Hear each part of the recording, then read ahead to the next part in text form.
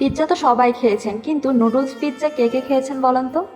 Hello everyone, আসসালামু আলাইকুম। কেমন আছেন সবাই? আশা করছি ভালো আছেন। আমিও আলহামদুলিল্লাহ ভালো আছি। তো আজকে খুবই মজার একটি ইউনিক পিৎজার রেসিপি নিয়ে চলে এসেছি আপনাদের সাথে শেয়ার করব বলে। আমি প্রথমে 4 প্যাকেট নুডলস নিয়ে নিয়েছি, যেহেতু আমি নুডলস দিয়ে এই পিৎজাটা তৈরি করব। এভাবে নুডলস দিয়ে পিৎজা বানালে কেউ বুঝতেই পারবে না এটা যে আপনি নুডলস দিয়ে বানিয়েছেন। তো এত মজার হয়ে পিৎজাটা। তো প্রথমে আমি একটি পাতিলে পানি বসিয়ে দিয়েছি বেশি করে 4 প্যাকেট নুডলসের অনুযায়ী। তো নুডলসটা সেদ্ধ করতে হবে। আমি পানিটা গরম হয়ে আসলে 4 প্যাকেট নুডলসটা দিয়ে দিয়েছি পানির মধ্যে। তো 2 মিনিটের মতো নুডলসটা আমি সিদ্ধ করে নিয়েছি। তারপর একটি ছাঁকুনির সাহায্যে নুডলসগুলো আমি ছেঁকে নিয়েছি। দেন আমি যেহেতু চিকেন পিৎজা বানাবো, তো আমি কিছু মুরগির মাংস, বুকের মাংসটা নিয়ে নিয়েছি হাড় ছাড়া। তো ওখানে আমি দিয়ে দিয়েছি সামান্য একটু রসুন পেস্ট, আদা পেস্ট, আর দিয়ে দিয়েছি 1 চা চামচ সয়া সস, সামান্য একটু লবণ, আর লাল গুঁড়া মরিচ আর জিরা গুঁড়া দিয়ে ভালো করে মিক্স করে এক সাইডে রেখে দেবো। আর ছেঁকে রাখা যে নুডলসগুলো ছিল ওইগুলোতে আমি দিয়ে দিয়েছি 2টা ডিম। যেহেতু নুডলস 4 প্যাকেট ছিল, তো ওই অনুযায়ী আমি 2টা ডিম দিয়েছি। আপনারা যদি 2 প্যাকেট দিয়ে বানান পিৎজাটা, তাহলে আপনারা একটা ডিম দিলেই চলবে।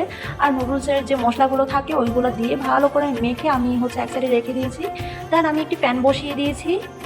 প্যানে সামান্য একটু ঘি দিয়ে তারপর আমি প্রথমে চিকেনটা ভেজে নেব। চিকেনটা একটু লালচে করে ভেজে নেব, একটু সময় নিয়ে, যেন চিকেনটা ভালো করে ভিতর থেকে কুক হয়ে যায়। দেন আমি চিকেনটা হয়ে যাওয়ার পর উঠিয়ে নিয়েছি। এরপর আমি আরও একটু ঘি দিয়ে দিয়েছি। ঘি দিয়ে আমি পিৎজাটা বানাবো, আপনারা চাইলে তেলও ইউজ করতে পারেন। তো আমি ঘি দেওয়ার পর লিখে রাখা যে নুডলসটা ওইটা দিয়ে দিয়েছি প্যানের মধ্যে। তো নুডলসটা অবশ্যই ছড়িয়ে দিতে হবে পিৎজার শেপে খুব ভালো করে। আমি ভালো করে ছড়িয়ে দিয়ে ঢেকে রেখেছি প্রায় 2.5 থেকে 3 মিনিটের মতো। যেহেতু এটা একটু ভারী ছিল, তো একটু সময় নিয়ে এটা কুক করতে হবে। তো আমি 3 থেকে 2.5 থেকে 3 মিনিটের পর উল্টে দিয়েছি। খুব সাবধানে উল্টে দিতে হবে, যেহেতু এক পাশটা এখনও হয়নি।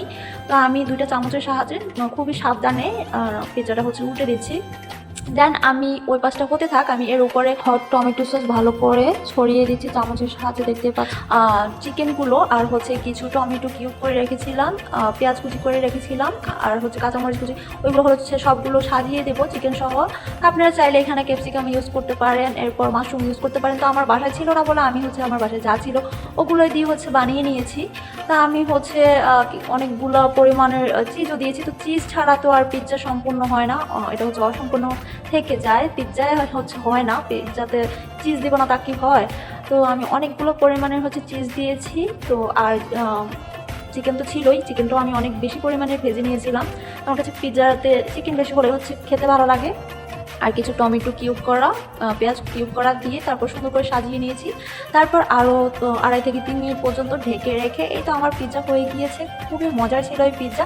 অবশ্যই এভাবে বাসায় ট্রাই করে দেখবেন। খুবই সহজে পিৎজার ডো তৈরি করার ঝামেলা ছাড়াই নুডলস দিয়ে এত মজা করে পিৎজা বানাতে পারেন। অনেক মজা হয়। আপনার বাসার বড় থেকে ছোট সবাই খুব পছন্দ করবে। আমার বাচ্চারাও খুব পছন্দ করেছে এই পিৎজাটা। আর এই রেসিপিটা কিন্তু সম্পূর্ণই আমার আইডিয়ায়। এত মজা করে নুডলস দিয়ে এভাবে পিৎজা হয়ে যাবে আমি ভাবতেই পারিনি। তো আমার মতো কে কে আছেন যে এক এক দিন এক একভাবে খাবার নিয়ে এক্সপেরিমেন্ট করেন? তো আমি ট্রাই করে দেখি যে এমন করে বানালে আসলে কেমন হবে। তো এইভাবে করতে করতে আমি অনেক রকমের খাবার বানিয়ে ফেলি। তো আমার মতো কে কে এমন করেন অবশ্যই কমেন্ট করে জানাবেন। তো আজকের ভিডিওটি এ পর্যন্তই। সবাই ভালো থাকবেন, সুস্থ থাকবেন। আল্লাহ হাফেজ।